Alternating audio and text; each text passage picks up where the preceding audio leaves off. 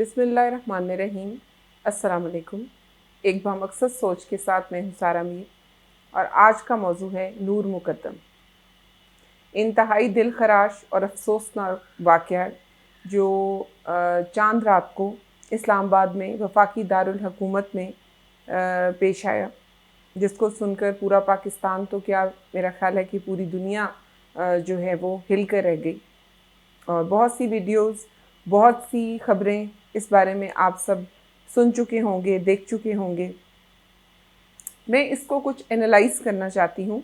अभी इस वीडियो में मैं सिर्फ इसके वाक़यात और मुहर्रिकात देखना चाहती हूँ और आप सबके सामने रखना चाहती हूँ कि हुआ क्या। जो चीज़ सुनने में आ रही है वो कुछ इस तरह से है कि ईद से एक दिन पहले ये लड़की नूर मुकद्दम, जिसकी उम्र 27-28 साल बताई जा रही है, जो एक वेल एजुकेटेड फैमिली से बिलोंग करती है और वेल ऑफ फैमिली से बिलोंग करती है।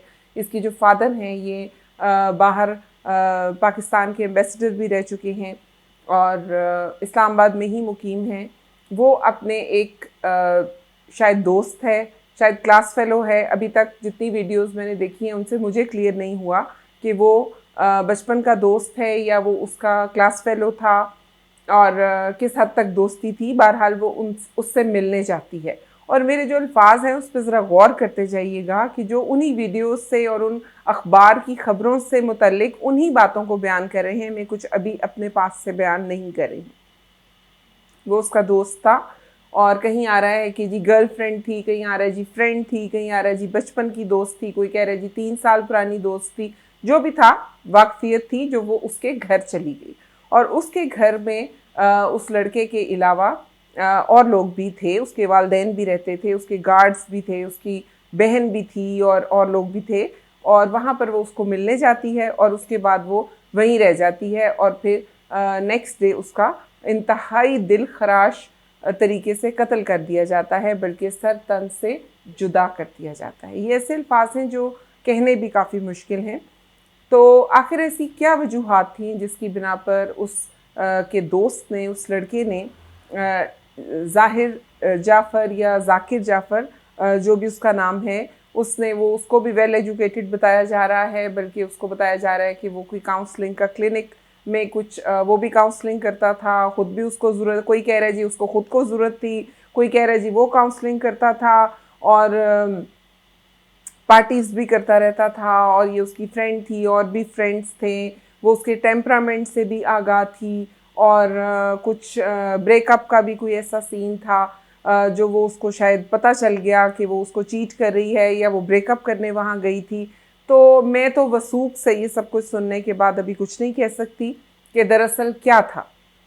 और वाक़या ये है कि वो लड़की उसको मिलने उसके घर गई, जो उसके घर से ही उसकी लाश बरामद हो रही है और वहीं पर वो टीम आ रही है उसको पकड़ने के लिए। पुलिस के बजाय जो है वो टीम को बुलाया गया कि वो उसको कंट्रोल करे और उसने उसको कंट्रोल करने की कोशिश में कुछ इस तरह की कोशिश की कि वो जुर्म जो था वो सरज़द हो गया।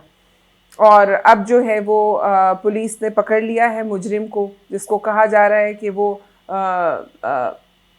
उसने जो है वो कत्ल किया है उस लड़के ने।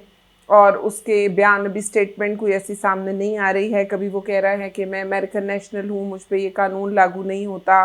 कभी वो कह रहा है जी मैं अपने लॉयर से बात करने के बाद बात करूँगा। और बॉडी जो है वर्सा के हवाले कर दी गई है, उसकी तदफीन भी कर दी गई है, पोस्टमार्टम रिपोर्ट भी आ गई है जिसके अंदर कहा गया है कि पूरी बॉडी के ऊपर, उसके ऊपर डिफरेंट जगहों के ऊपर जो है वो ब्रूजेस थे और ज़ख़म लगाए गए थे और उसको बहुत ज़्यादा टॉर्चर किया गया था। और जो उसकी डेथ की रीज़न बनी है इंजरी, वो पेट में नाइफ़ से बनी है, गोली भी मारने की कोशिश की गई और ये सब कुछ जो है ये आपके सामने रखा जा रहा है। इन हालातों वाक़यात के ऊपर गौर करें। हम एक ज़िंदा कौम हैं, मुसलमान भी हैं। इनके अंदर वाक़यात के अंदर बहुत सी ऐसी बातें हैं जो गौर तलब हैं और किसी भी ज़ी रूह और ज़ी होश इंसान को अल्लाह ताला ने अशरफुल मखलूक़ात बनाया है, क्योंकि उसको अक़ल दी है।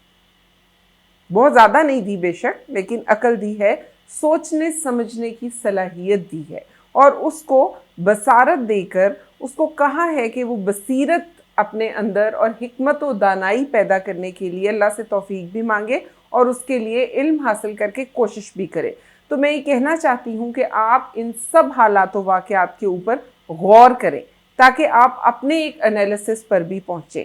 और बाकी बातें मैं अपनी दूसरी वीडियो में इस बारे में बात करना चाहूँगी। और एक बात मैं आप लोगों को ख़ास तौर पर कहना चाहूँगी, जो शख्स इस दुनिया से चला जाए उसके बारे में नेगेटिव और गलत बातें करने के लिए हमें मेरा ख्याल है अल्लाह ताला ने भी मना किया है और हमें ऐसी बातें नहीं करनी चाहिए।